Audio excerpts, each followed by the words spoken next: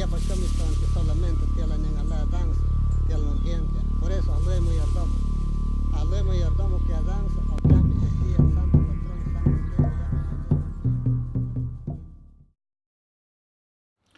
Muy buenas tardes, estamos nuevamente aquí en esta serie de videos con representantes de la sociedad civil. Nos da un gran gusto en esta ocasión recibir a María Eugenia Pineda de ATA, a quien todos pues de cariño conocemos como Maru. Bienvenida, Maru. Gracias. Esta serie de videos tienen que ver con la iniciativa de un grupo de organizaciones de la sociedad civil aquí en Chiapas, cuyo propósito es la construcción de una obra, la compilación de una obra que refleje cuáles son los trabajos, los retos, los logros de la sociedad civil chiapaneca en los últimos años. Esta obra la hemos denominado Deconstruyendo la sociedad civil en Chiapas, una lectura desde las organizaciones no gubernamentales. Y esta lectura, Maru, que queremos hacer el día de hoy contigo, tiene que ver o pasa desde nuestra perspectiva por muchos ángulos, ¿no?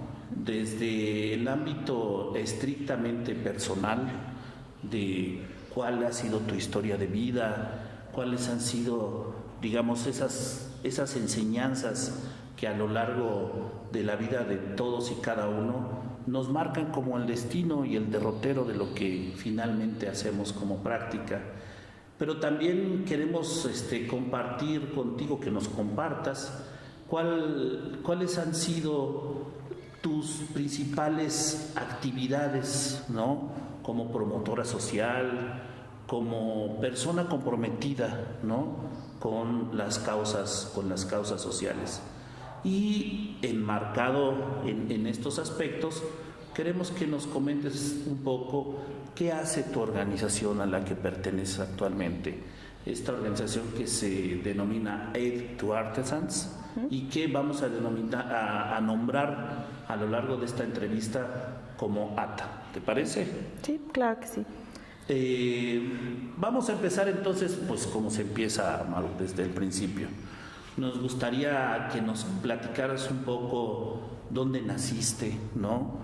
¿Cómo transcurrió tu infancia, ¿no? Tu juventud. ¿Qué cosas recuerdas de esa época, ¿no?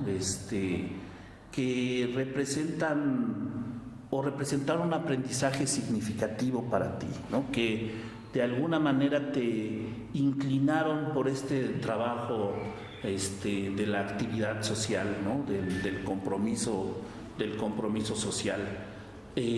Cuéntanos un poco, Maru, ¿cómo fueron estos tus primeros años?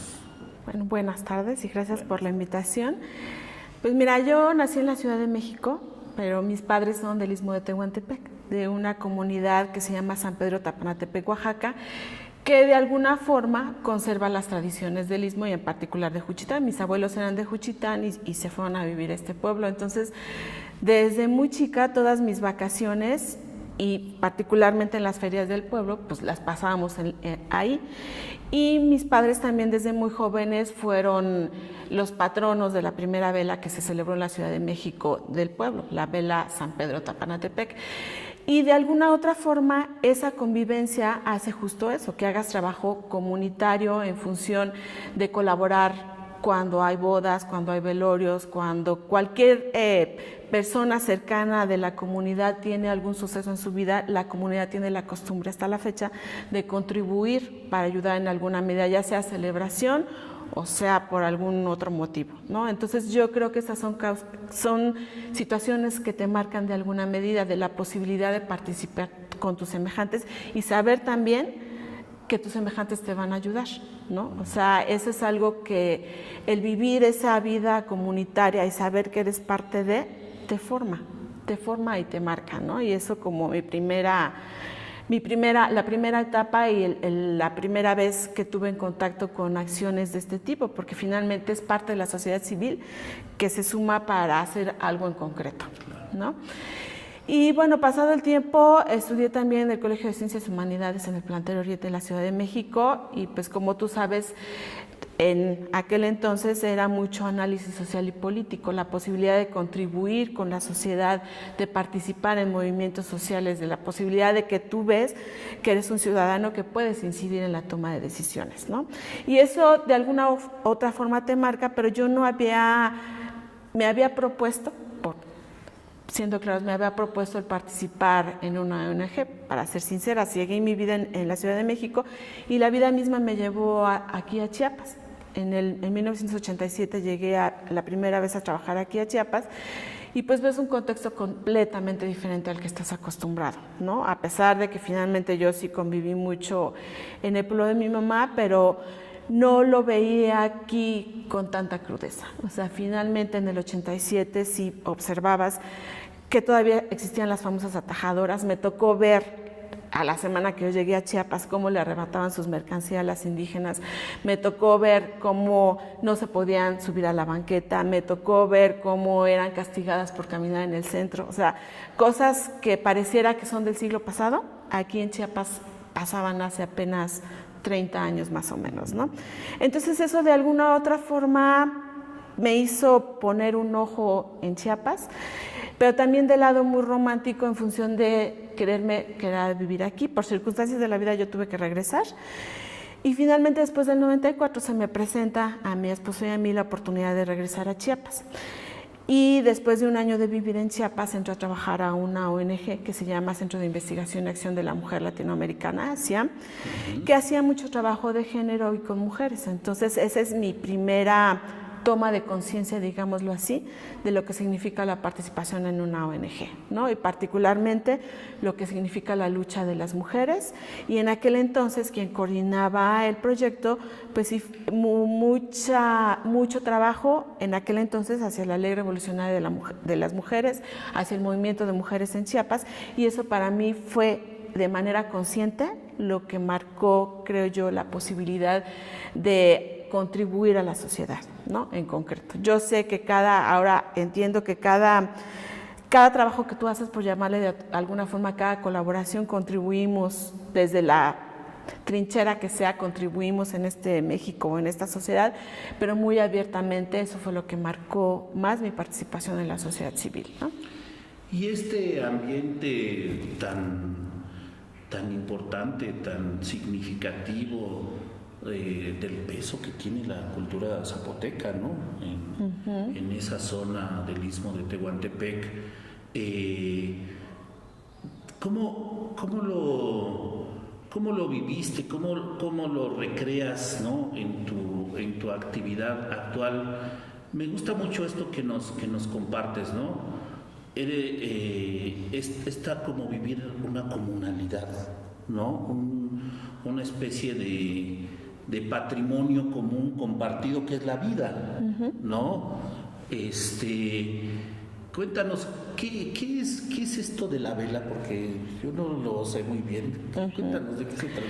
Bueno, mira, las velas son fiestas tradicionales que su origen era una fiesta hacia los patronos del pueblo, una ceremonia religiosa, y como yo la vivo ahora, porque si te voy a ser sincera, también creo que me falta más conocimiento al respecto, pero como yo lo vivo ahora, son los momentos en que todos los que somos del Istmo reforzamos nuestra identidad y que nos juntamos como pueblo. En este caso, por ejemplo, ahora el sábado hacemos la vela San Pedro Tapanatepec en la Ciudad de México, y esa vela tiene el objetivo concreto de que los fondos que tengamos ahí sea para hacer una obra para el pueblo, de los que estamos fuera del pueblo. Entonces, de lo que se trata es que todos hagamos una fiesta en honor al pueblo, ¿no? En concreto, ese es el significado que ahora le damos muchos de los que estamos participando. Y este sentido de la fiesta como esta manera de pasar del espacio privado al espacio público, ¿no? Esta manera de reafirmar, como tú dices, tu identidad a partir de sentirte parte de una colectividad, ¿no? Qué interesante que desde esa época continúes esa práctica y además que tiene como propósito social, ¿no? Sí. Sí, ese es el objetivo. Desde que en aquel entonces me acuerdo, yo era muy chiquita, ya empezaba a participar porque mi tía, una tía en particular, me llevaba a un grupo de jóvenes que ellos se juntaban en la Ciudad de México porque todos eran paisanos. Entonces, en esas reuniones surgió la posibilidad de hacer una fiesta para ayudar al pueblo y me acuerdo que entonces sí se llamaba Asociación Tapanense Estudiantil Campesina. Y ahí ellos, los jóvenes que habían salido a estudiar a la Ciudad de México, empezaron a trabajar sobre la construcción de la vela. Y tuvimos la oportunidad de que mis padres fueron los primeros mayordomos de esa vela, ¿no? Que son los que tienen la responsabilidad de llevar una vela, tal cual literalmente, que incluye la responsabilidad del beneficio al pueblo, ¿no? Entonces eso es algo que a mí me ha marcado siempre y que incluso hace que todas nuestras fiestas de la familia, por ejemplo, todas usamos nuestro traje tradicional. En todas, en nuestras bodas, en los cumpleaños, si nos reunimos como familia, todas nos vamos vestidas de tehuana en este caso, y eso sigue marcando mi identidad, ser parte de una comunidad y ser parte de un pueblo, ¿no? Incluso aquí en San Cristóbal también tenemos a la comunidad ismeña, ¿no? Que si bien no es del pueblo de mi madre, pero es la comunidad ismeña que festejamos, que se hace en diciembre. Y esta forma también de cómo estas redes, ¿no? Se transforman y proyectan los territorios más allá del lugar donde es originario, ¿no? Y yo creo que esta parte es admirable en la mayoría de los pueblos oaxaqueños, cómo han logrado seguir siendo a pesar de que se han desplazado del lugar de origen. Es una cosa muy interesante que solo en particular en muchos de los pueblos de Oaxaca se vive. Pero de ahí nos desplazamos a tu formación política, ahora lo entiendo, que la recibes inicialmente en el CCH Oriente, ¿no? Yo me acuerdo que en las marchas de los años 80, el contingente más grande siempre era el del CCH Oriente y teníamos que esperar minutos y minutos a que pasara el contingente de allá. Esa formación política que recibes en el CCH, supongo que tiene también una cierta o una marcada orientación de izquierda. Sí. ¿No? ¿Y cuáles son como las principales como hallazgos o descubrimientos que el contacto con esta formación política de izquierda que uno recibió en esa formación preuniversitaria siguen siendo como ejes de tu trabajo? ¿Qué descubriste en ese entonces que te sigue preocupando ahora? Bueno, algo que yo creo que es lo que tú me estás preguntando es que finalmente creo que todos los seres humanos incidimos en donde estamos, para bien o para mal. Una es que lo hagas consciente y la otra es que lo hagas inconscientemente, ya sea porque te quedas inmóvil o porque te movilizas. Entonces, el hecho de que sea consciente, yo creo que es lo que me ha hecho reaccionar a la posibilidad de hacer cosas. ¿No? Es eso lo que me marcó, la conciencia de saber que en mis manos no está cambiar el mundo, pero sí incidir en ese cambio, ¿no? Contribuir. Y de estos temas que eran pues en los 80s, aunque ya la discusión estaba como terminando también, hay que aceptarlo, ¿no? Sobre la lucha de clases, la injusticia social, el capitalismo, la desigualdad, ¿no? La acumulación del capital. ¿Qué de eso sigue vigente en Maru ahora? Híjole, esa es una pregunta bien difícil. Y es una pregunta bien difícil porque yo sobre todo la ligo mucho al trabajo que estoy haciendo ahora, ¿no? En aquel entonces mucho de mi aprendizaje era los yanquis, ¿no? El capitalismo, las empresas que eran como los organismos que marcaban y que explotaban a los demás. Y ahora estoy en una organización que es de Estados Unidos, estoy en una organización que se preocupa y que tiene muy claro que su misión es hacer empresas junto con las artesanas y pues que finalmente estamos dentro del mercado, que está dentro de este mundo global, ¿no? Entonces, para mí son cuestionamientos que yo me hice desde el principio en donde me invitaron a trabajar esta organización y que finalmente creo que siguen vigentes, aunque no como en aquel entonces. Yo sí creo que hay un sistema, creo que hay cuestiones estructurales que hacen que unos sean más pobres y los otros más ricos, pero también he aprendido que todos los seres humanos tenemos la posibilidad de participar y de contribuir a este cambio, ¿no? O sea, no porque seas gringo vas a ser malo, no porque seas empresa vas a explotar a la gente y no porque sea el mercado va a ser un mercado explotador, ¿no? Entonces yo creo que somos, como seres humanos, tenemos muchos factores o muchas situaciones en la vida que te hacen que seas integral. Entonces estamos viviendo en este mundo y ante este mundo tenemos que reaccionar para tener la posibilidad todos de vivir mejor, ¿no? No solamente nosotros ni las personas con las que queremos incidir. Yo creo que cada acción incide hacia todo lo demás. Nos mencionaste, creo, que estudiaste administración. Sí, estudié administración. En la UAM. En la UAM. Iztapalapa. O sea, yo soy del oriente de la Ciudad de México. Ah, sí. Bueno, esta visión tuya como parte de una ciencia o una disciplina económica administrativa, ¿no? Como es esta tu formación profesional, seguramente tiene implicaciones muy importantes con tu actuación que tienes ahora en esta organización, ¿no?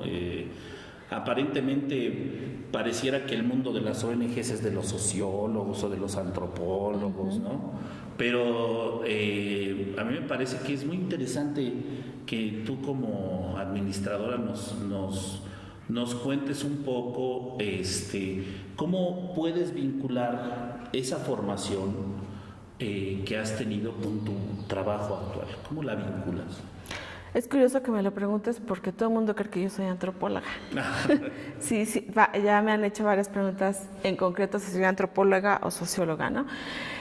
¿Cómo lo vinculo? Mira, pues finalmente uno de los aprendizajes que tuve desde esta organización, SIAM, era que sí trabajamos muchas cuestiones de género y organizativas y demás, pero en el momento en que la gente necesita comer, en el momento que la gente necesita ingresos para que sus hijos vayan a la escuela, también es para mí muy importante trabajar esta otra parte, ¿no? O sea, sí tener un equilibrio, lo social y lo capital, digámosle así, que son parte complementaria en la vida de los seres humanos, ¿no? O sea, creo que si trabajamos o los seres humanos solo tienen una cosa, es muy difícil ver otras cosas, ¿no? Entonces yo sí creo que son complementarias, que no son tan separadas unas de otras cosas. Claro, que si dejas solamente la cuestión empresarial, administrativa o capitalista financiera, pues estás dejando de lado todo el desarrollo humano, que es por lo que finalmente es el complemento, ¿no? Entonces, primero es el desarrollo humano y el complemento de eso es toda la parte de lo tangible de lo que los seres humanos necesitamos para vivir, que en este mundo es así, ¿no? Afortunadamente ya hay muchas iniciativas de seguridad alimentaria, de comercio justo, de trueque y demás, pero todavía sigue siendo esa una parte muy importante de administrar la riqueza que hay, que no necesariamente tiene que ser un capital financiero, ¿no?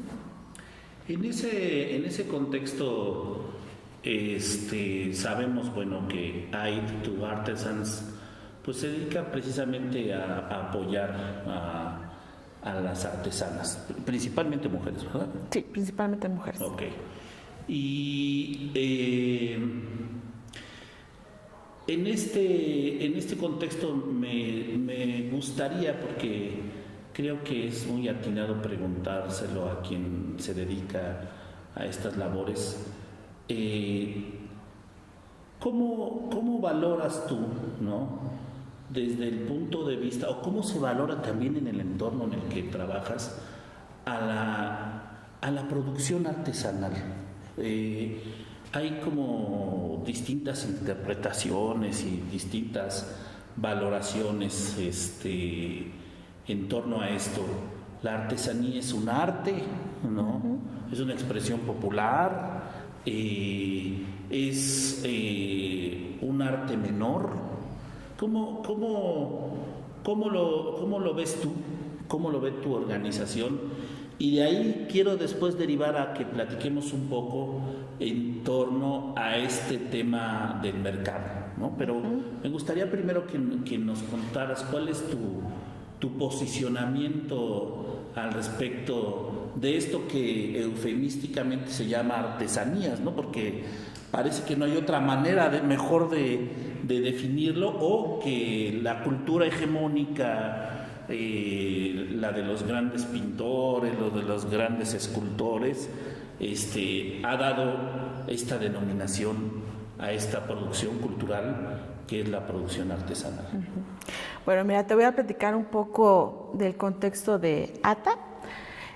ATAP es una división de una organización más grande que se llama Creative Learning. Esta organización trabaja derechos humanos, trabaja educación con niños en situaciones de conflicto, y ATA es la parte económica, digamos, de todo este proyecto. Aquí en México particularmente trabajamos artesanías, pero hemos trabajado en más de 100 países, más de 30 años de trabajo, especialmente en el tema de artesanías. Entonces, un poco desde lo que he aprendido de la participación en la organización te voy a platicar. Bueno, pues finalmente tú sabes que a través de la revolución industrial, etcétera, etcétera, fue que se hizo la diferenciación entre artesanos y artistas por toda esta parte de las ciencias y demás. Pero finalmente lo que yo te puedo decir y lo que hemos trabajado en la organización, porque incluso pues aquí FONAR tiene una diferenciación entre artesanías y manualidad, lo que yo te puedo decir es que para nosotros artesanías tiene que ver con algo que preserva la identidad de los pueblos, ¿no? O sea, hay, por ejemplo, muchos debates entre que si los materiales son 100% de la región o un porcentaje de la región. Por ejemplo, aquí en Chiapas, nuestro gran problema es que no tenemos hilos de algodón producidos en la región. Entonces, si ese sería un criterio, nuestros bordados y nuestras tradiciones quedarían fuera como artesanías, ¿no? Entonces, consideramos que artesanías le llamamos a los productos que conservan parte de la identidad, que puede ser desde una técnica tradicional, desde un bordado tradicional, que también en eso ha habido muchos debates también por los orígenes de los bordados y de los tejidos, de dónde se inventó el telar de cintura, etcétera, ¿no? Pero que finalmente nosotros hablamos de eso. Tú como ser humano, ¿qué es parte de tu cultura o qué consideras que ya es parte de tu cultura? Y sobre eso es que trabajamos una tradición, ¿no? Más que arte popular, o sea, es una artesanía porque conserva algo de tu identidad y porque tú lo consideras como parte de tu identidad, ¿no? La semana pasada fui a un taller a Sinaloa y, por ejemplo, pues son pueblos que trabajan con conchitas, ¿no? Y eso ellos lo consideran artesanía, y que otros actores lo pueden considerar como manualidad porque finalmente por las cosas que utilizan para hacerlo, la bisutería y demás, pero ellos dicen, esto es lo que yo he hecho y que mis abuelos hacían con conchitas, ¿no? Y entonces eso es para nosotros parte de lo que son artesanías, ¿no? Como tal.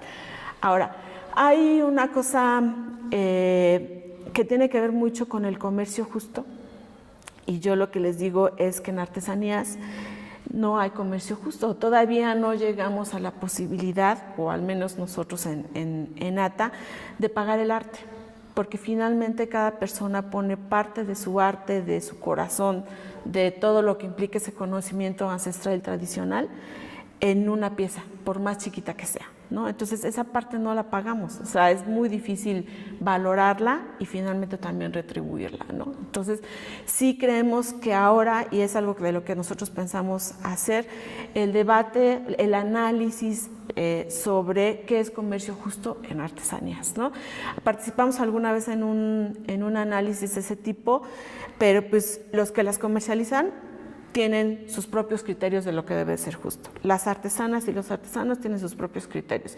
Los que generan materias primas tienen sus criterios. Entonces, sí creo que todavía nos hace falta mucho analizar qué es el comercio justo, y también ahí hay mucho de lo que es una artesanía, ¿no? Que todavía son cuestiones que no están completamente definidas desde mi perspectiva y desde nuestra perspectiva, pero sí creo que es importante analizarlo, ¿no? Porque en este mundo, repito, en este mundo tan globalizado, en que de repente ya no sabes de dónde fue el origen de unas cosas o de otras, y que nos los hemos apropiado y que ya lo consideramos parte de nuestra cultura, ¿no? Digamos, escuchándote, que me da la sensación de que a lo mejor podemos construir una noción distinta al referirnos a las artesanías o a este sector de producción cultural como una especie de otro arte, ¿no? Una especie el otro arte que se produce desde los pueblos originarios. Porque escuchándote me queda muy claro esta reflexión sobre este vínculo inseparable entre la producción de las artesanías y la identidad cultural. Pareciera que también tan cercano, tan importante como el lenguaje mismo. ¿Sí? Y ahora, hacia afuera, una de las representaciones culturales más significativas que construyen esta noción de otredad es precisamente la artesanía, en particular los textiles, la forma de vestir, al igual que el idioma, construyen esa noción de otredad hacia afuera, y hacia adentro fortalecen esta identidad, ¿no? Esta pertenencia que se tiene. Si es así, como tú ya lo planteas, ¿cómo se comercializa este arte? O sea, hay un dilema enorme de cómo comercializar este arte, esta producción artística, cultural, bajo qué parámetros, y sobre todo lo que tú dices, como cualquier artista, el artesano plasma sus sentimientos y su perspectiva de vida, ¿no? Sus sensaciones, sus emociones en su obra. ¿Cuánto vale eso? ¿Cómo se valora eso? ¿Cómo es en particular? Cuéntanos un poco cómo es la experiencia de ATA. En concreto, ATA, ¿cómo trabaja, cómo interactúa con las artesanas? Bueno, mira, nosotros analizamos la cadena productiva y trabajamos con una metodología a partir del análisis de la cadena productiva, que son 3 situaciones que tienen que ver con el desarrollo humano, ¿no? 3 situaciones. Una es el diseño, que hay también mucho que platicar y ahorita te lo platico un poco más, lo amplío, que es el desarrollo en diseño, las habilidades empresariales y el acceso al mercado, como los 3 grandes eslabones de una cadena productiva. Y como te comentaba, lo que nosotros nos proponemos es que las artesanas puedan tener empresas rentables. ¿Qué significa esto? Que nosotros como tal no es que promovamos la artesanía por la artesanía, sino lo que promovemos es la posibilidad de que las artesanas tengan mejores ingresos, ¿no? Como tal. Entonces, una de las oportunidades que nosotros hemos visto es en el mercado global. O sea, finalmente un tanto contradictorio tal vez, pero hoy por hoy hay una tendencia en el mundo a comprar lo verde, ¿no? Lo verde, como se le llama en este sentido, de lo que es más amigable hacia el medio ambiente, y las artesanías entran en ese mercado. ¿Por qué? Porque, para empezar, son productos hechos a mano, que no maltratan el medio ambiente. Son productos hechos a mano, que es lo principal, y sobre todo que todos los procesos o la mayoría de los procesos artesanales, aquí en Chiapas hablamos de textiles, pero por ejemplo en Puebla trabajamos con 7 técnicas artesanales, que la mayoría son amigables con el medio ambiente, que eso es algo que también a nosotros nos interesa, que si hay algo que no es amigable con el medio ambiente, ver cómo podemos contribuir para que realmente sea amigable con el medio ambiente, ¿no? Entonces es a partir de las técnicas tradicionales cómo las artesanas tienen una oportunidad de mejorar su calidad de vida a partir de ingresos, ¿no? Y en ese sentido lo que procuramos es que las artesanas conserven su identidad, pero sí también que tengan una posibilidad de ingresos a partir de lo que hacen, ¿no? Y eso te lo platico un poco porque también ahí es algo que nosotros estamos constantemente debatiendo, porque hay productos que de repente, sobre todo los que son hechos en telar de pedal o en telar de cintura, que ya no distingue si es de San Andrés Larrainzar o si es de Sinacantán, por ejemplo, ¿no? En este contexto, entonces, debo entender que el trabajo que hacen hace primero como una especie de lectura económica del proceso, y que está orientado fundamentalmente a mejorar los ingresos de las artesanas. Muy pocas, porque la artesanía tiene también este doble propósito.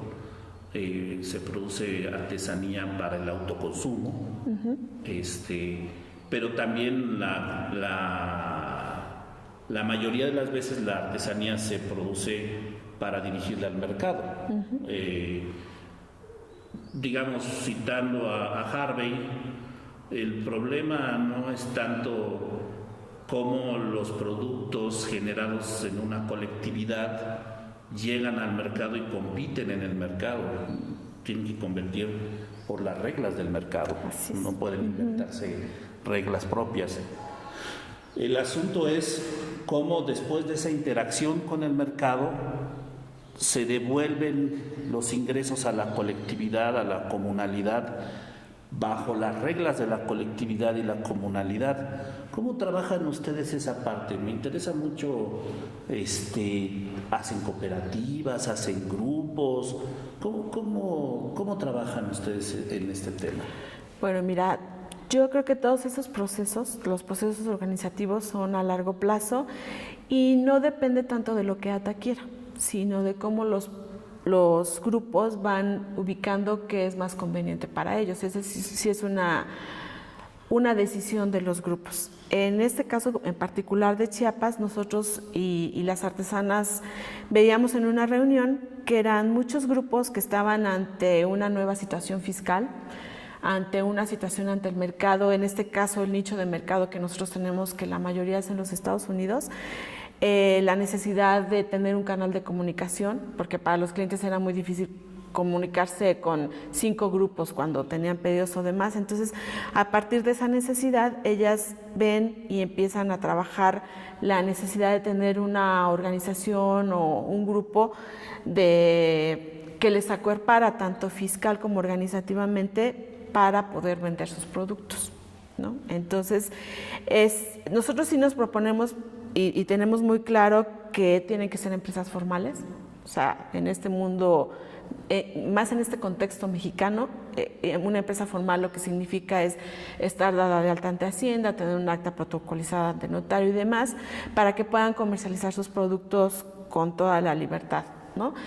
Entonces, ellas vieron la necesidad de hacerlo y han ido encaminando sus esfuerzos hacia una organización que también están en ese proceso de decidir qué clase de figura jurídica va a ser, pero lo que es al interior de la organización, fuera de todo este proceso formal, es una organización donde están todas juntas, donde manejan un fondo para hacer frente a un mercado, ¿no?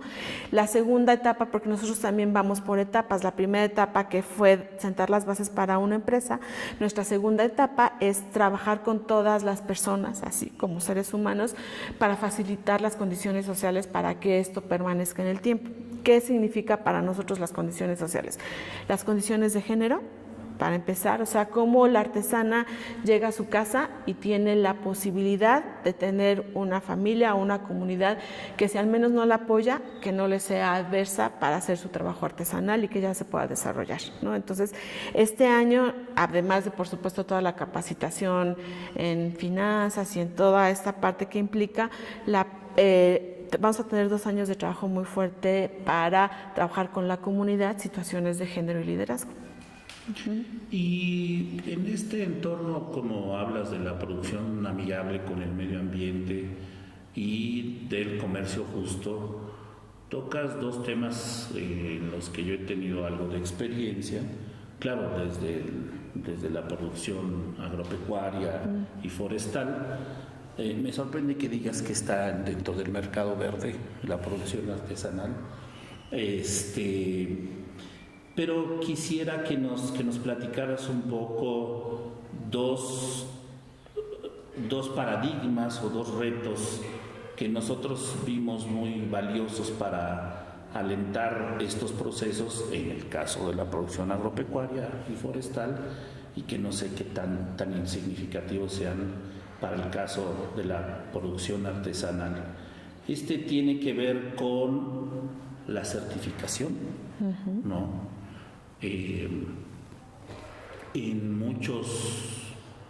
Sobre todo a finales de los años 90 y casi toda la primera década del presente siglo, la certificación tuvo un valor muy importante. Certificaciones orgánicas, de amigable con las aves o con el medio ambiente. Y también había una certificación, o hay una certificación de comercio justo. Entonces me interesa mucho que nos cuentes un poco en torno a cuál es el posicionamiento de ATA con relación al tema de la certificación. Y el segundo, que tiene que ver un poco relacionado con esto, es cuando nosotros acompañamos a algunas organizaciones a acceder a la certificación de comercio justo, nos dimos cuenta que tenía unas implicaciones profundas en el tema organizativo, que implicaba cambios muy, muy importantes en las maneras tradicionales en las que se organizan las y los campesinos. En especial, me interesa saber cuál es la posición de ATA y la tuya personal al respecto del tema de comercio justo, porque dices que no se puede hablar de un comercio justo en el entorno de las artesanías. Te pediría primero que antes de que platiquemos sobre el tema de comercio justo, que nos cuentes un poco sobre el tema de la certificación. ¿Cómo lo ven desde ATA? ¿Qué implicaciones tiene? ¿Le entran ustedes a la certificación? ¿Lo ven muy lejano? ¿Cómo está en el mundo de las artesanías? ¿Cómo está esto, Mar? Bueno, te voy a platicar. Aquí en Chiapas trabajamos particularmente textiles y no existe en el mundo una certificación de textiles, ¿no? Dentro del comercio justo. Y, por ejemplo, en Puebla trabajamos con 7 técnicas y varias de esas técnicas ya tienen certificaciones de origen, ¿no? Entonces, depende de cada lugar, pero también depende de cada grupo cómo se utiliza esa certificación de origen. Para nosotros, una certificación es un valor que para el mercado, ¿no? Como tal, hacia afuera. Hacia adentro, una certificación tiene que ver mucho con un proceso social, que significa el cómo son los procesos tanto sociales como productivos. Para nosotros también es un tema que todavía estamos, aquí en Chiapas en particular, estamos iniciando, digámoslo así, la discusión y el análisis, ¿no? Como te decía, hemos participado en foros donde cada actor ve el comercio justo desde diferentes trincheras, por supuesto. Entonces yo creo que es un tema todavía que tenemos mucho que platicar. Por ejemplo, aquí las artesanas tienen marca Chiapas, que de alguna u otra forma es un certificado de origen, ¿no? Pero sí me parece que hace falta trabajar, que es lo que nosotros queremos también empezar un debate al respecto, sobre el comercio justo y que nos lleve a una certificación a fin de cuentas, pero que necesitamos todavía analizarlo y discutirlo. O sea, yo creo que es un tema que todavía nos falta platicar mucho. Implícitamente, todo el producto que se comercializa de alguna manera cumple con una serie de estándares. Sí. ¿Sí? Y la certificación está muy asociada a eso, al cumplimiento de estándares de calidad. ¿Cómo ha sido el trabajo de ustedes? ¿Cómo trabajan y se concentran en el tema de mejorar la calidad? Después nos vamos a meter en esa agenda que nos dejaste un poco pendiente de los diseños, ¿sí? Pero, ¿cómo trabajan en mejorar la calidad y cómo y quién en este momento y cuáles son sus planes va a definir los estándares de calidad? ¿Cómo lo ven ustedes en este sentido? Bueno, mira, te decía yo que nuestra organización tiene más de 30 años trabajando y que de alguna u otra forma en el mercado de los Estados Unidos ya es reconocida por la calidad y el trabajo y el pago que se les da a las artesanas, ¿no? Es reconocida que somos una organización que respetamos y tratamos de mejorar los ingresos de las artesanas. Respecto a la calidad, ese es un trabajo que también a nosotros nos corresponde mucho mediar como organización. Nosotros incluso nos llamamos intermediarios sociales. ¿Por qué intermediarios sociales? Porque nuestro esfuerzo es tratar de hacer los vínculos entre los clientes y los artesanos, tratando de que sea una relación equitativa, ¿no? Equitativa en muchos aspectos. Por ejemplo, en las cuestiones de calidad, a nosotros quienes nos orientan más sobre la calidad son los mismos grupos de artesanas. De hecho, las artesanas las contratamos para que vayan a contribuir con otras artesanas para enseñarles la calidad que pueden hacer, ¿no?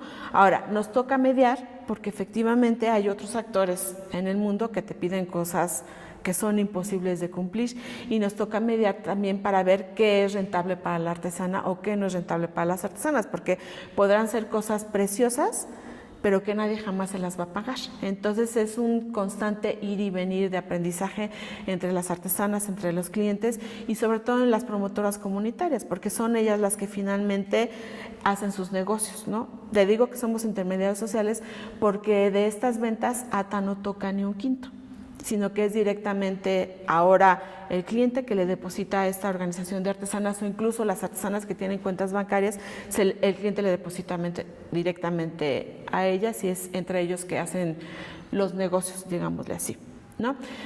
Y una forma en que nosotros consideramos que es equitativo trabajar es una estrategia en donde la artesana no invierte en stock. Quien invierte capital son los clientes porque son los que tienen posibilidad de invertir en capital y las artesanas invierten en su mano de obra. ¿Cómo trabajamos nosotros? A través de pedidos. O sea, la artesana empieza la producción una vez que tiene un anticipo para comprar sus materiales, ella invierte su mano de obra y cuando entrega la producción se le paga el otro resto, ¿no? Por parte de los clientes. Entonces es siempre la constante de tratar de encontrar alternativas para que estas relaciones se construyan lo mejor posible, ¿no? Y que tiene que ver mucho también con este tema que dejamos pendiente del diseño, ¿no? ¿Quién diseña? ¿No? Finalmente, algo que tienen muy claro las artesanas es que el conocimiento tradicional, lo que forma su identidad, es conocimiento de ellas, ¿no? Y los diseñadores pueden venir a hacer contribuciones, a darles propuestas de cómo pueden intervenir mejor en el mercado, etcétera. Pero finalmente el diseño es de las artesanas, ¿no? Y hay todo un debate en este mundo entre diseñadores y demás, porque muchos reclaman, es que, y te lo digo de manera de burla, perdón, pero a mí sí me da mucha risa porque de repente dicen, es que yo inventé el cojín azul, por decir algo, ¿no? Cuando finalmente el conocimiento tradicional es de todo un pueblo, ¿no? O sea, sí hacen contribuciones muy valiosas y muy importantes los diseñadores, porque creo, ese es algo con lo que nosotros basamos el trabajo, con el diseño, ¿no? Y contratamos diseñadores y pues las relaciones son de, bueno, yo sé que hay una serie de conocimientos de diseño, pero también hay conocimiento que es el que queremos aprovechar en términos de la oportunidad que tienen las artesanas de utilizar esos conocimientos, ¿no? Entonces, es una relación en donde ambas partes dan y, por supuesto, la autoría es de las comunidades, en nuestro caso, ¿no? Teniendo muy claro este papel que hacen de como interactuantes sociales, ¿no? Porque la palabra intermediario siempre tiene esa connotación, peso, ¿no? De interactuantes sociales en el mercado. Me gustaría que habláramos un poco de los otros dos extremos, porque no es fácil, creo yo ahora que te estoy escuchando, no es fácil mediar en un mercado como en donde los gustos y las preferencias obviamente están marcadas por el consumidor, no por el productor, o por la productora en este caso. Sin embargo, la producción está cargada de los contenidos y significados culturales de las propias artesanas. ¿Cómo mediar en este campo? Nos comentaban hace tiempo, un tiempo reciente, que por ejemplo las artesanas sinacantecas para la producción artesanal de autoconsumo tienen como un sistema de innovación semestral que les permite desde su perspectiva y desde su enfoque actualizar diseños, pero no solo eso, sino todo lo que conlleva el cambio en el traje, el cambio en el vestido, la cadena económica que eso conlleva. Me interesa mucho que nos comentes qué tan difícil es de construir esta noción que se tiene en las comunidades rurales de que la producción es la que manda en el mercado y no el consumo. A mí me queda muy claro que lo que están haciendo ustedes, si el stock lo paga el consumidor, es precisamente el ritmo de la producción artesanal está basada en la demanda, no en la producción. ¿Cómo es este trabajo de sensibilización? A nosotros en el tema del café nos costaba mucho trabajo dialogar y comprender, ¿no?, con los productores de café, que el mercado dependía a veces si en Vietnam había producción o no, o en Brasil había sido buena la cosecha o no. ¿Cómo trabajan esta parte? Porque sin duda es un salto muy importante en términos de la relación comunidades y producción rural y mercado. ¿Cómo lo ves? Bueno, mira, una cosa que me parece muy importante del nicho de mercado donde estamos nosotros es que de alguna u otra forma es un mercado consciente. De hecho, nuestro escaparate es hecho a mano con diseño global, ¿no? Entonces, nuestra tarea es, para los que no son conscientes, ubicar que el trabajo hecho a mano no es de que quiero 20,000 para mañana, ¿no? Entonces, nuestro trabajo es concientizar a los clientes y sobre que eso es un trabajo. Y otro trabajo también es esto que nos dices con las comunidades. Pero mira, yo he visto una tendencia en los últimos años aquí en Chiapas que creo que ha facilitado mucho esa parte, porque a diferencia de hace 20 años que yo llegué a Chiapas, no había televisión. Lo único que tenían las comunidades era radio, ¿no? Y creo que la influencia de la televisión ha sido muy importante para marcar referentes culturales. O sea, cuando antes la artesana no tenía ningún referente de ver cómo se vestían en la Ciudad de México, ahora hay muchos referentes. Y finalmente son seres humanos que están en constante transformación y constante gusto, ¿no? O sea, tú sabes que si ves algo que te gusta de vista, pues también lo haces tuyo si crees que es así o no. Entonces, creo que de alguna forma el trabajo no es tan difícil como lo hubiera sido años antes, ¿no? O sea, sí creo, hay por ejemplo una situación que, por ejemplo, ahora las chicas que estudian, pues ya no tienen tiempo de hacer tejidos, por ejemplo. Entonces hay una disminución y lo vivimos cuando nosotros necesitábamos contratar artesanas. Y dijimos, bueno, pues las que tienen bachillerato para la cuestión de los informes y demás, y que puedan hacer la contribución en las comunidades, ¿no? Y pues finalmente es bien difícil encontrar artesanas que tengan bachillerato o chicas con bachillerato que sean artesanas, ¿no? Entonces, sí creo que hay una evolución, sí creo que justo la posibilidad de que no tengan tantos ingresos por estas artes tradicionales ha hecho que algunas de ellas se vayan perdiendo, ¿no? Entonces, también es una forma de que estas artes permanezcan, estos oficios, a través de la posibilidad de un mercado, ¿no? Algunos hablan que el comercio justo es como la puerta de entrada a una reformulación del mercado o otro mercado. En un principio, el origen del comercio justo era precisamente retribuirle lo justo al productor por producir el bien o el servicio que da. Ni más ni menos, porque la anécdota que cuenta Franz van der Hof en el café, pues es esa, ¿no? Que el productor oaxaqueño, a la pregunta del buen samaritano holandés que le dice, ¿cómo te puedo ayudar? Y el productor de café oaxaqueño dice, no necesito que me ayudes, necesito que me pagues lo justo por mi trabajo. Y ahí nace el concepto del comercio justo. De alguna manera, el comercio justo significa, para el caso del café, el establecimiento de un valor mínimo estandarizado en la producción que no oscila, ¿no?, con los vaivenes del mercado y la bolsa de valores. Esta es la gran dificultad para instalar el comercio justo en las artesanías. Y la otra, si en la práctica que ustedes hacen hay un sobreprecio en la comercialización, o un precio adicional pagado por estos consumidores conscientes, consumidoras conscientes, ¿qué pasa con este sobreprecio? Nos hablabas que dentro de la organización se crea o se está constituyendo un fondo. Cuéntanos un poco qué pasa ahora en esta parte del segmento, ¿no?, de producción. A ver, no entendí bien tu pregunta. ¿Me la repites? O sea, lo primero tiene que ver con el comercio justo, ¿no? Hay un sobreprecio, ustedes comercializan con un sobreprecio, y este sobreprecio, ¿qué pasa con este sobreprecio al interior de la organización y del grupo? Nos hablabas que había un fondo. En el caso, por ejemplo, de los sobreprecios que se han obtenido por la producción de café femenino, lo que sucede ahí es que se crea un fondo exclusivo manejado por las mujeres, y ese es como el condicionamiento del comprador para acceder a ese tipo de mercado, ¿sí? ¿Qué pasa en el caso de las artesanías?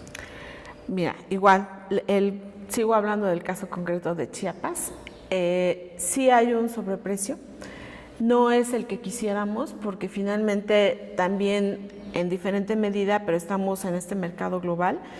Y bueno, un aprendizaje que yo tuve es que en general las artesanías de México son un 10% en promedio más caras que en el resto del mundo. Y particularmente la técnica de telar de cintura es una técnica que lleva mucho tiempo. Y estamos frente a mercados en donde la mano de obra es muy barata, como Guatemala, como la India, como Asia en general, en donde eso hace que en un mercado, en este caso en el mercado de los Estados Unidos, sean productos muy caros, ¿no? Entonces no hay un sobreprecio como quisiéramos que hubiera, es muy poco. Este sobreprecio, o nosotros no le llamamos sobreprecio, nosotros le llamamos concretamente, porque hasta ahora es para lo que ha dado, gastos asociados a la producción, que les ha permitido que su empresa siga caminando sin ningún otro apoyo externo, ¿no? Desde pagar renta, pagar sueldos, etcétera, ¿no? O sea, eso es lo que a la fecha se ha trabajado, porque sí creo que todavía nos falta mucho trabajar para lograr conseguir estos sobreprecios. Todavía, para ser sincera, sí creo que nos hace falta trabajar para eso. ¿Y este fondo que nos hablabas es una propuesta? ¿Cómo? No, mira, primero sí fue una aportación, que se les hizo una aportación a esta unión amplia de artesanas que ahora se llama KIPTIC. Fue una aportación, y ese fondo fue porque teníamos muchos clientes que llegaban y decían, yo quiero comprar, ¿dónde compro? Y la respuesta era, pues haz tu pedido para que la artesana te produzca y tengas. Entonces veíamos que sí, ellas sentían que era una necesidad tener productos para vender, aprovechar las oportunidades que había, ¿no? Entonces se dio la oportunidad, tuvieron un fondo revolvente, todos los grupos produjeron y tienen un pequeño inventario. Imagínate, de 40 grupos tener un inventario de pocas piezas, pero los tienen. Entonces, a partir de eso y de los mismos pedidos que hacían a través de la Unión, ese fondo ha ido creciendo un poco. Y justo ha servido para que en los momentos en los que, en este caso, por ejemplo, ATA no tiene financiamiento para toda la parte operativa, ellas han podido, pues qué te digo, fueron más de 9 meses, absorber los gastos de su empresa, ¿no? Y que lo que vamos viendo, porque con el plan de negocios y con lo demás, pues sí, la posibilidad de que sea rentable, ¿no? En todos los sentidos. Sí sentimos que apenas estamos logrando para que tengan el punto de equilibrio y posteriormente puedan seguir caminando sin que tengan necesidad de recibir apoyos externos, perdón. Bueno, no cabe duda que eres administradora y te encantan los términos económicos al respecto de las empresas. Y en este entorno del punto de equilibrio, ¿no? Y llevado un poquito más allá hacia la idea de la sostenibilidad, ¿no? de las propias empresas o de los propios grupos, desde el punto de vista económico, pero también ya nos hablaste de un reto que está más asociado con la sustentabilidad transgeneracional, de una actividad que durante cierto tiempo tuvo una relevancia significativa para las mujeres, y que ahora quizá las nuevas generaciones de mujeres no lo están viendo con el mismo interés, con el mismo atractivo. Tal vez como los jóvenes, muchos ya no quieren vivir la rudeza de los trabajos y las labores del campo. Tal vez muchas jóvenes, no sé cómo nos vas a contar ahora, ya no quieren vivir esas horas con el telar en la cintura. ¿Cuáles son estos retos de la sostenibilidad o de la sustentabilidad? El primero, el reto económico. Me interesa mucho que nos cuentes cómo lo está viendo ATA, cómo lo estás viendo tú. Y luego esta sustentabilidad que tiene que ver con el cambio generacional. Bueno, mira, primero te platico, yo no sé qué tanto es el hecho de que ya no quieran, sino también creo que la influencia de todos los actores externos ha hecho que los mismos pueblos, no es la palabra correcta, iba a decir menospreciar, pero no es la palabra correcta, sino que ubiquen que es mejor que estudien a que se dediquen a esta actividad, ¿no? Entonces yo creo que tiene que ver con muchas cosas el que las chicas y los chicos no se quieran dedicar al campo, ¿no? Porque finalmente se ha vendido la idea de que es mejor de que todos estudiemos y de que tengamos un trabajo occidental, por llamarlo de alguna forma, ¿no? Entonces yo sí creo que muchas de las situaciones o de las actividades en el desarrollo rural que antes eran parte de la identidad se han ido perdiendo por esta misma globalización, ¿no? Por esta influencia de todos los demás y por esta ola y planteamiento, claro, que yo creo que todo el mundo tenemos de que es bueno que estudie la gente, ¿no? Entonces yo creo que son muchas razones por las que esto se ha ido perdiendo, no tanto es decir es que ya no quieren, ¿no? O ya no les gusta, sino que tiene que ver con otras situaciones, ¿no? Y que efectivamente yo lo que creo es que aquí en Los Altos es de las principales actividades productivas de las mujeres, los textiles, y que no se ha valorado como tal. Digo que no se ha valorado como tal porque sí me parece que tanto igual como el café, que si todos consumiéramos café, todos los mexicanos consumiéramos café, la producción interna tendría una muy buena respuesta del mercado, por ejemplo, ¿no? Pues lo mismo en los textiles. O sea, si todos consumiéramos textiles artesanales, la vocación de muchas artesanas se vería reforzada para producir textiles artesanales, ¿no? Yo creo que esto da una complejidad socioeconómica que tiene que ver por qué se dedican o no se dedican a hacer artesanías. ¿Qué tanto ves tú en el futuro esta tendencia, por ejemplo, lo que ocurrió en Taxco o en Olinalá, que los artesanos terminamos siendo una especie de profesionistas especializados, de artistas especializados. ¿Crees que esa tendencia finalmente va a decantar también aquí en la región de los Altos y que, así como todos tenemos muy claro el tema de referencia en Taxco con la plata, ¿no? O la laca en Olinalá, ¿no? Que al fin tengamos como esta referencia clara de los textiles chiapanecos hechos por un grupo de artesanas especializadas y profesionales que tienen tal vez otra dimensión y otro sentido cultural, porque tendrán que hacerse escuelas de artesanas, así esta práctica se deja de hacer, de transmitir de generación en generación. ¿Cómo ves este porvenir, ¿no? de las mujeres artesanas aquí en los Altos de Chiapas? Bueno, mira, yo sí lo veo como una oportunidad.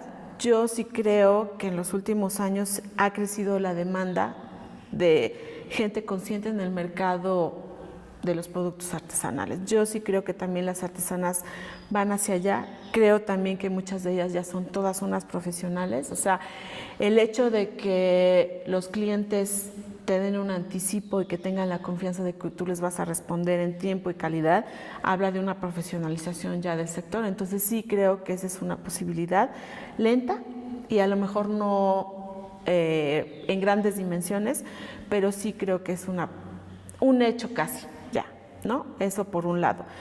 Y preguntabas, hace falta mucho trabajo, por supuesto que hacer, pero sí creo que ya hay, a nivel mundial, creo que sí hay posibilidades y creo también que ya se está trabajando para eso, ¿no? Digo, y sí, por supuesto que le doy todo el crédito a ATA como organización, pero pues aquí estamos en Quinal, que es una organización que se ha distinguido por eso.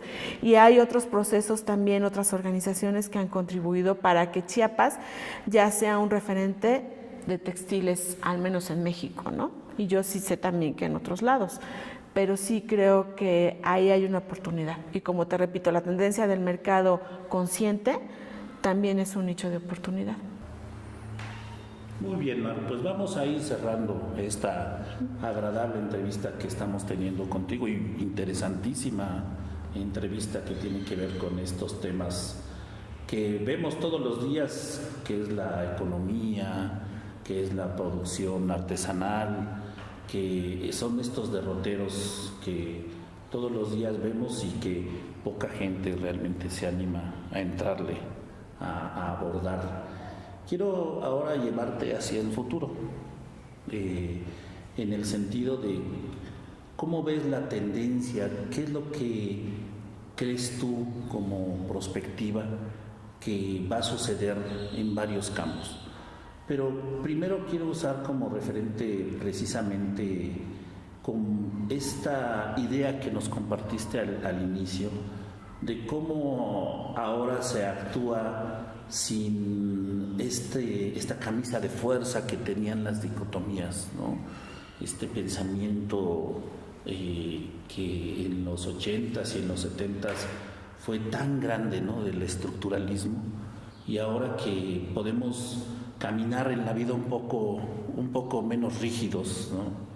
Entendiendo que no todo es negro o blanco, sino que hay un matiz enorme de colores intermedios, y que precisamente se trata de hacer visibles a estas otras posturas y otras posiciones y otros actores que han sido invisibles durante mucho tiempo, como las artesanas, ¿no? Y su importante producción cultural que durante mucho tiempo, como ya lo mencionaste, ha sido minimizado, despreciado, visto como un arte menor. ¿Cómo ves el movimiento de las artesanas en los próximos años? Imagínate que estamos dentro de 10 o 20 años. ¿Cómo ves, cómo quisieras que fraguara el trabajo de ATA, tu trabajo, en este movimiento, en esta nueva articulación del mercado, en estas nuevas consumidoras, pero también en estas nuevas productoras artesanales. ¿Cómo ves, cómo visualizas tú el futuro? Mira, te la voy a contestar desde mi formación de feminista, y yo lo que creo es que en un futuro sí creo que las artesanas van, y ya muchas de ellas están empoderadas y tienen la posibilidad de tomar decisiones, porque tienen la posibilidad de tener ingresos suficientes para tomar sus decisiones, ¿no? Entonces yo sí creo que van por ese camino. Creo que la artesanía es una posibilidad que sí incide en mejorar la calidad de vida de ellas, ¿no? De hecho es lo que hacen tradicionalmente, y lo vendan o no lo vendan, es algo que ellas lo hacen también mucho por placer. Entonces, si ese placer les produce dinero y ese dinero les da la posibilidad de tomar más decisiones de las que están acostumbradas, es como yo las veo, ¿no? Y creo que sí es posible. Muy bien, Maru, pues agradeciendo de antemano primero el tiempo que has concedido para la entrevista, también agradeciendo el espacio aquí de Quinal para hacer estos diálogos. Te quisiera preguntar si dejamos algo por ahí que nos quisieras compartir, que no te pregunté, que tú creas que es importante mencionar. Bueno, pues algo que seguimos tratando de hacer conciencia, que sí me parece que les quisiera compartir, es que las artesanías no son un souvenir, que no solamente son para días especiales o cuando vamos de turistas o queremos ser folclóricas, como mucha gente lo marca, ¿no? Yo creo que los productos artesanales son productos de uso cotidiano y que los tenemos que valorar como tal. Entonces sí creo que es una invitación para usar artesanías en la vida diaria, y no tiene que haber un pretexto para usar una artesanía, ¿no? Ya sea de textil o de cualquier otra técnica. Sí creo que es parte de la identidad que hemos estado perdiendo y que estamos en buena oportunidad de recuperar, por un lado. Y por otro lado, para las artesanas, pues que siempre cualquier oportunidad es un reto y es una inversión, que me parece que es de reconocer para las que sí están en esa apuesta, y es una invitación para las que también creen y todavía les da miedo atreverse a otras cosas, y que finalmente tienen una oportunidad en el mercado, ¿no? Esa sería la invitación a ambos lados. Bueno, pues con esto cerramos la plática con María Eugenia Pineda. Muchas gracias, Maru. Este esfuerzo está basado en una idea que retomamos también de David Harvey, de que hay espacios de esperanza. Él define estos espacios de esperanza como todas esas formas de expresión, de resistencia, de creación cultural, de innovación, que de alguna manera luchan contra los sistemas mundos establecidos. Esta nueva manera de comercializar, esta manera nueva de ver la producción artesanal, sin duda alguna es antisistémica. Tiene una gran carga de innovación, y entonces creemos y estamos convencidos que una gran parte del trabajo que hacen las organizaciones no gubernamentales es construir, alimentar, hacer crecer estos espacios de esperanza, ¿no? No son los hegemónicos, pero son muy significativos. Quisiera pedirte, Maru, que mandaras un mensaje de esperanza para las otras ONGs que están aquí en Chiapas, que están en otras partes del mundo, las otras artesanas que también trabajan en tantos lados como tú ya nos mencionaste, que les dirigieras un mensaje de esperanza para que sintieran que no están solas y que sigan adelante. Pues muchas gracias. Una, por la oportunidad de compartir, que es más que un mensaje de esperanza, es un sentimiento. Yo sí creo que todos juntos podemos hacer algo, y yo también creo y estoy convencida de que lo que necesitamos es paciencia y trabajo para hacer las cosas. Entonces mi mensaje es, tengamos muchas ganas de hacer las cosas y con el tiempo las cosas se van a hacer, ¿no? Ese es mi mensaje de esperanza. Gracias. Bueno, con esto terminamos la entrevista a María Eugenia. Muchas gracias nuevamente a Promedios por la producción de esta serie. Muchas gracias a Quinal Ancetic por permitirnos usar sus instalaciones y gracias al área de difusión de IDESMAC, a Paola, y gracias a Guadalupe, a Guadalupe Cárdenas de COFEMO, que estamos en la coordinación de este proyecto. Muchas gracias y hasta la próxima. Gracias.